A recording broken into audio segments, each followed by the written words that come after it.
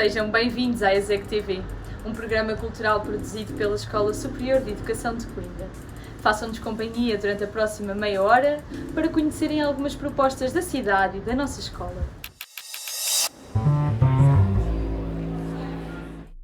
Inaugurado a 4 de julho, Dia da Cidade, o Centro de Arte Contemporânea de Coimbra propõe aos visitantes uma viagem por alguns artistas nacionais e internacionais, através de uma coleção de obras adquiridas pelo Estado ao BPN.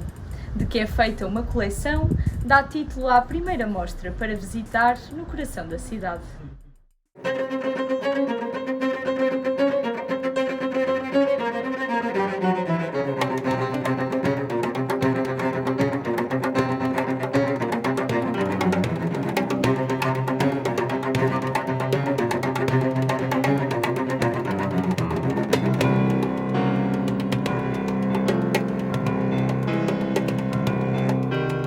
Quer tentar perceber o que é uma coleção, na generalidade, na essência de uma coleção, e simultaneamente o que é ou de que é feita esta coleção. E o que nós descobrimos, eu e o David Santos, à medida que fomos começando a investigar a coleção, é que ela realmente era uma coleção sem colecionador. Quer dizer, não são perceptíveis os critérios, pelo menos do ponto de vista curatorial, não é? Isso, não sendo um problema, passou a ser um desafio, não é? E, portanto, o que nós tentamos fazer aqui neste primeiro tomo, nesta primeira parte deste trabalho, que vai durar, enfim, pelo menos 2 anos, sensivelmente, foi tentar, a partir de um tema aglutinador, tentar encontrar uma narrativa que tecesse um fio narrativo, umas vezes um fio mais grosso, outras vezes um fio mais fino, entre as obras, não é? Estabelecendo diálogos, é que nós chamamos de vizinhança súbita, não é? Para citar um outro autor.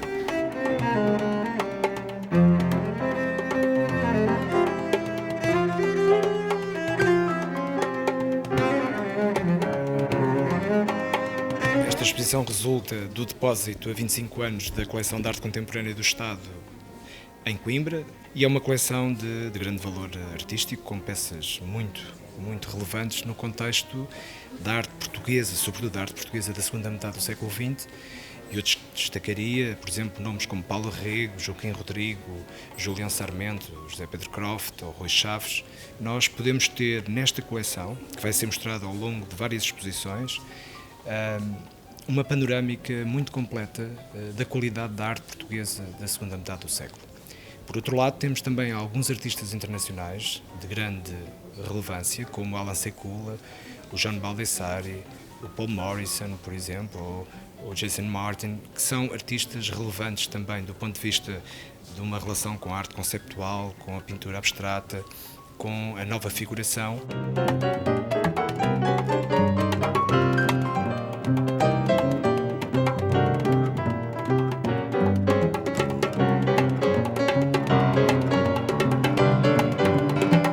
É um novo equipamento cultural municipal, o Centro de Arte Contemporânea de Coimbra, resultou do esforço e do trabalho conjunto entre a Câmara Municipal e o Ministério da Cultura e, na verdade, corresponde a uma nova centralidade no que respeita à arte contemporânea e também o vincar de um posicionamento que a Câmara tem vindo a adotar nos últimos anos, com um investimento forte nesta área, desde logo com a organização desde 2015 da Bienal de Arte Contemporânea de Coimbra. E, portanto, é, na verdade, o corolário dessa estratégia, que muito nos honra por sermos merecedores desta coleção, mas obviamente julgamos que mais do que a altura de ter esta exposição é o sítio ideal para a mostrar. Estará connosco durante 25 anos e, na verdade, constitui um grande motivo de visita agora, a partir de agora, para todos os interessados em arte contemporânea.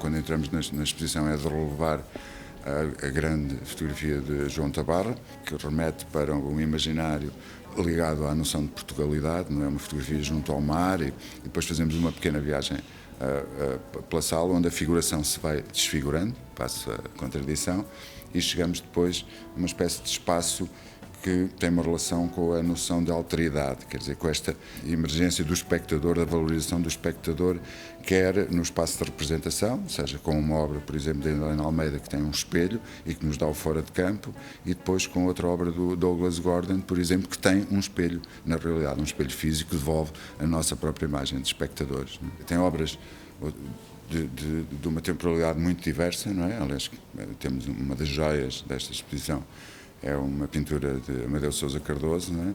E depois temos, por exemplo, muito próximo, temos o Rui Chaves, que é uma obra já dos anos 2000, ou, por exemplo, José Loureiro e Eduardo Batarda, não é? E, portanto, há aqui uma relação, por exemplo, geométrica, de um geometrismo expressivo para outro geometrismo mais, digamos, frio, não é? E, portanto, desde logo estas relações que são criadas pela aproximação de peças que supostamente nunca deveriam estar juntas, não é? Ou que não tinham a disposição de estar juntas.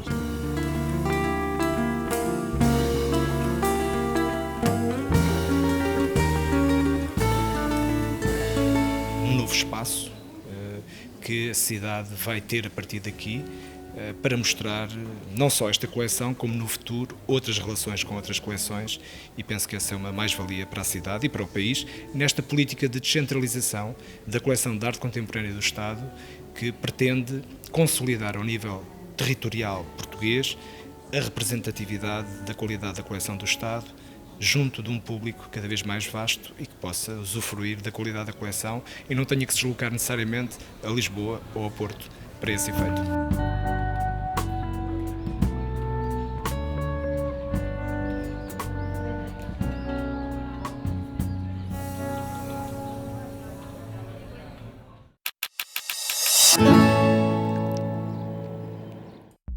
Tiago Cerveira apresenta o seu mais recente documentário. A Máscara de Cortiça retrata a corrida do intruso das aldeias do Xisto, em Góis, e destaca de modo fiel todas as tradições associadas.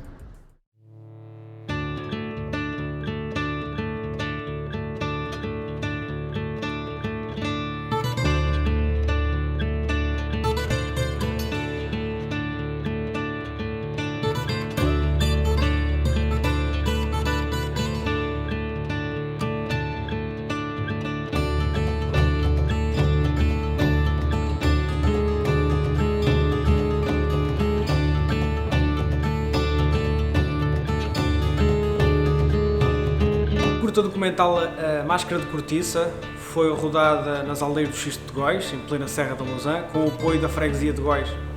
Este filme documenta aquilo que é a corrida do intruso das aldeias do Xisto de Góis.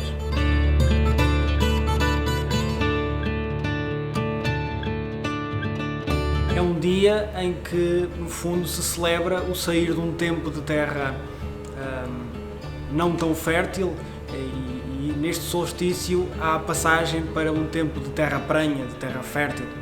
E é isto que, no fundo, este intrudo celebra.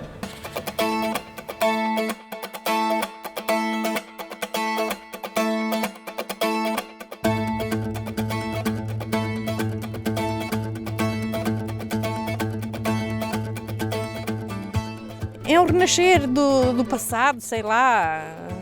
A gente revive aqui muita coisa. Quando era miúda, rapariga, lá na aldeia, que a gente fazia partidas, vestíamos coisas, pronto, para disfarçarmos, para não saberem quem era. A gente vindo participar nisto vai voltar lá ao passado. A Máscara de Cortiça é, no fundo, o ex-libris desta celebração. É um objeto para omitir a cara e para poder fazer, para ter os comportamentos naturais do que é um intrudo, onde são ditas também as quadras jocosas, que no fundo são os apontamentos recolhidos ao longo de todo o ano dos acontecimentos que vão acontecendo, passa a redundância, nas aldeias, e neste dia são lidos em praça pública sem qualquer tipo de filtro. É um dia, no fundo, em que vale quase tudo. É um dia de celebração, mas é também um dia sem regras. Tem a máscara que eu agora a seguir se calhar vou levar com alguma coisa na cabeça. Mas... Há duas cabras nesta aldeia. Uma é de pena, é reluzente. Outra no portão azul franqueia e marra com toda a gente.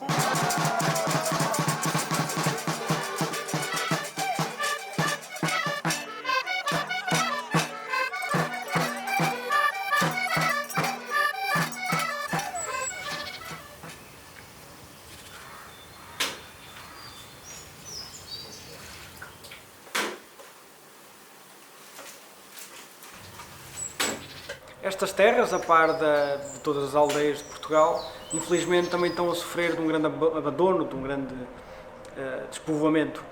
E estes eventos são, no fundo, os agregadores, ou os reagregadores, se assim podemos dizer, destas pessoas, porque com os jovens, com a ida dos jovens, por falta de condições, foi também estas festas, estas celebrações. E, no fundo, neste dia, é o regressar dos bons filhos, é a visita dos forasteiros e é um dia de celebração de algo genuinamente português, que é o intruso. Hoje aqui de manhã. Foi? Ontem à noite. Já foi jantar, não? Já foi, depois cá isso, ontem à noite. E quem é que... Não sabes quem é? Não sei. A máscara de cortiça, enquanto elemento, é um reaproveitamento dos cortiços. Os cortiços são, no fundo, colmeias feitas através da casca dos sobreiros. Antigamente todas as aldeias tinham sobreiros, precisamente para essa exploração dessa matéria-prima para vários fins. Um deles era os cortiços. E depois esses cortiços eram também reaproveitados para fazer estas máscaras para o intruso.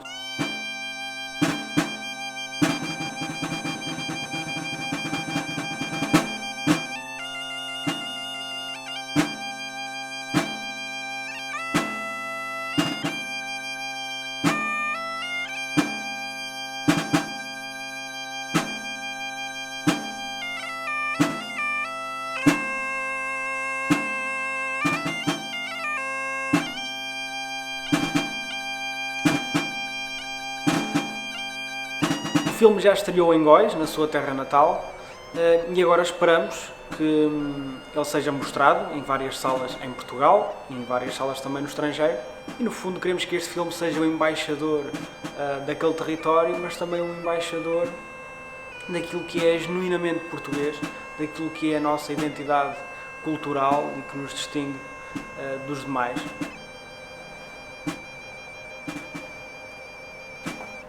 Deve ser mais ou menos isto. Espero.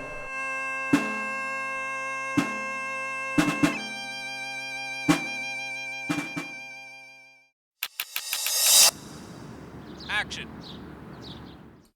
Tocar o chão. São canções feitas a partir de poesia de língua portuguesa com contributo de muitas vozes. São composições do músico Carlos Peninha, realizadas ao longo dos últimos 30 anos, que vamos agora conhecer.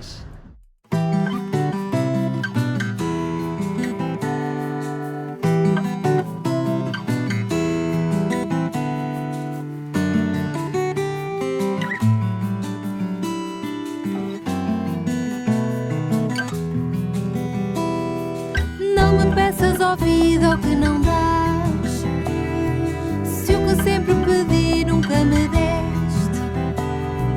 e ao que não me atrever tu trouxeste às minhas mãos sem jeito de o conter. Este CD é feito de canções que foram construídas por mim a partir de poesia da língua portuguesa. Nomes como Miguel Torga, Eugênio de Andrade, Leite Vasconcelos, Amílcar Cabral, entre outros.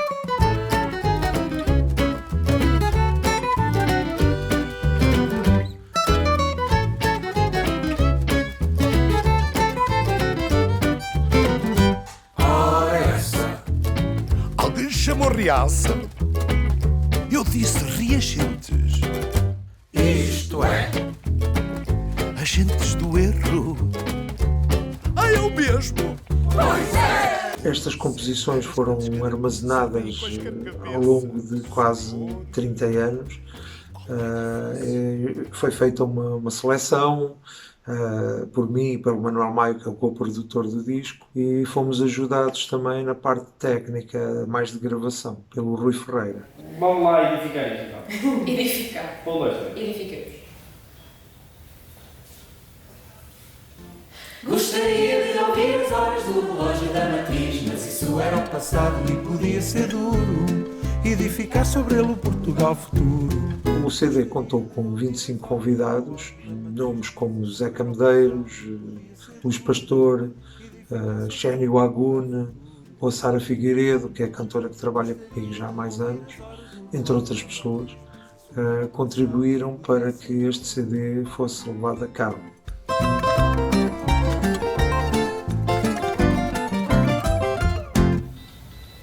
Isto está tão giro isto.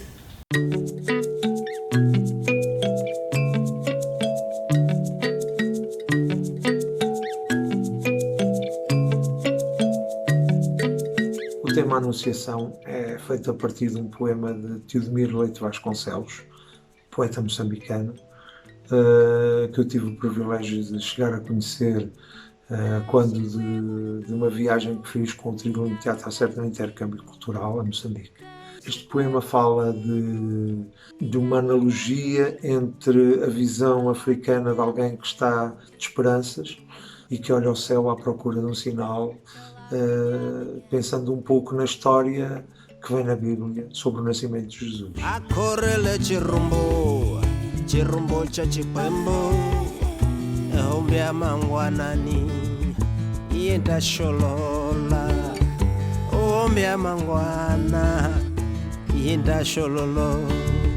O músico Shani Wagune tinha vindo para participar com uma mbira, que é um instrumento tradicional moçambicano, no tema, mas foi irresistível pedir-lhe que construísse, inspirado no poema original, umas frases para ele próprio cantar na sua língua, que é o choque, que é uma das línguas de Moçambique.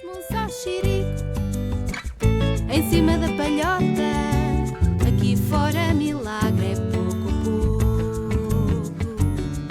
Quem quiser saber um bocadinho mais sobre este trabalho e ouvir as canções todas, pode encontrar no Bandcamp ou no Spotify ou até no YouTube.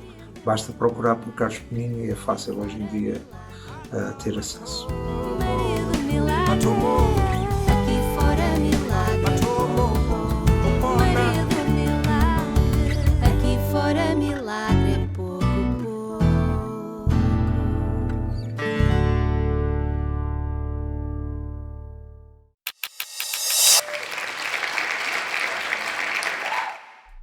O Politécnico de Coimbra celebrou o Dia da Instituição, que este ano comemora 40 anos. Pedro Abrunhosa foi um dos oradores que nos falou sobre a esperança na ciência e na arte e sobre a importância de vencer os medos.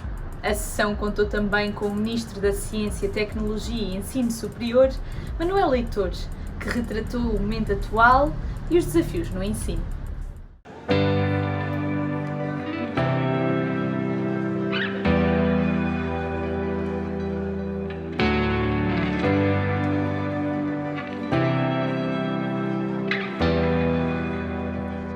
Comemorar esta data é tal data redonda que é sempre importante comemorar, porque marca uma história rica de uma instituição que tem sabido crescer e que se tem sabido afirmar. E uma instituição que o tem feito até de forma difícil, porque lidamos com um conjunto de escolas todas mais velhas que o Politécnico e, portanto, nem sempre é fácil construir uma história comum. E temos-lo conseguido fazer e, portanto, por isso acho que estamos de parabéns todos os que trabalham no Politécnico por conseguirmos fazer isso. Depois estamos a comemorá-lo numa altura terrível, não é? Que é a altura desta pandemia, que nos obrigou a todos a mudar comportamentos e a mudar hábitos e que temos que saber interpretar que o futuro não pode ser muito diferente do passado. Ou seja, no que diz respeito às instituições de ensino superior, nós vamos ter que saber voltar um bocadinho atrás sem desperdiçar o que aprendemos com isto. Vamos ter que fazer ensino presencial, a academia é isso, é ensino presencial, mas temos também que perceber que aquilo que fomos obrigados a aprender por causa da pandemia, obrigados a aprender de urgência, é uma coisa que, feita de uma forma pensada e ponderada, pode ser uma mais-valia para o futuro, porque pode trazer novos alunos, novas formas de ensinar e, portanto, vamos ter que saber conjugar todas estas coisas.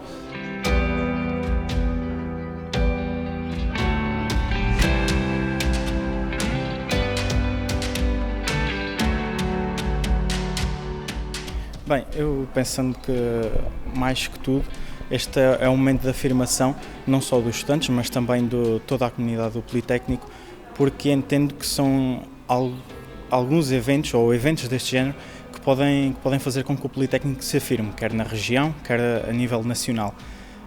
penso que ao celebrarmos este dia podemos tentar criar uma unidade mais forte dentro do próprio Instituto Politécnico e assim fazer com que estejamos todos mais unidos para tentar construirmos aquilo para que andamos todos a trabalhar, que é formar jovens, formar profissionais mais próximos daquilo que o mercado exige.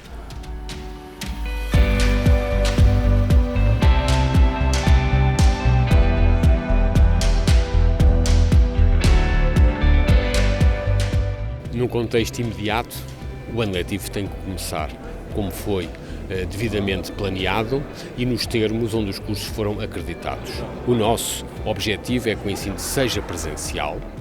O objetivo é ser presencial, nos termos onde todos os cursos são acreditados. Naturalmente, que temos de estar abertos, por um lado, a ser muito realista. Vai ser um ano onde com muitas incertezas, mas o objetivo é garantir o ensino presencial com todo o realismo que possa ser feito em termos de conjugar com vários tipos de atividades, como está a ser planeado em todo o mundo.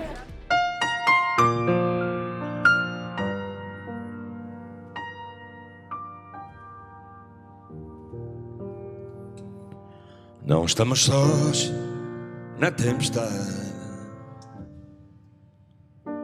ainda há luz neste mar alto.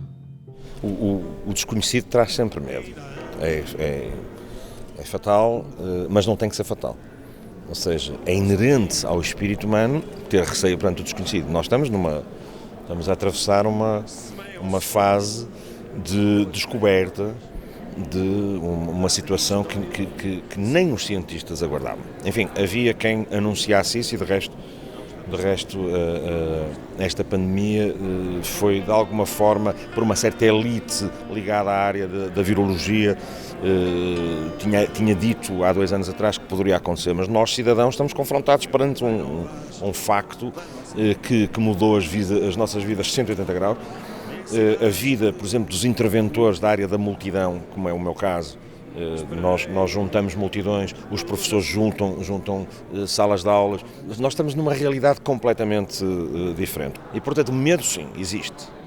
Mas existe também esta vontade, que é humana, de arranjar uma forma de não só vencer o medo, como subjugá-lo. E é aí que o verdadeiro espírito humano se revela, é que a humanidade imediatamente se volta para a ciência. Ou seja, há uma fé, se quiser, na ciência, no sentido não religioso, não de crença, mas de acreditar na ciência, que a ciência é absolutamente resolutiva neste caso e salvífica neste caso. Eu creio que há aqui um ponto que é fundamental, e eu até o disse, é que apesar de nos tocar a todos, também compete a todos a sua resolução, ou seja, está nas mãos de todos a resolução. Isso dá alguma tranquilidade, nós sabemos como minimizar o impacto através de atitudes pessoais pequeninas. Não se vive sem esperança. E é isso que faz com que a humanidade seja diferente de qualquer outra espécie. É que aquilo que nos move é a esperança. E o primeiro dia há de ser mais que primeiro, vem salvar-me por inteiro do futuro. Ninguém quer só metade, meu amor. Nós estamos sós na tempestade, meu amor. Não estamos sós na tempestade.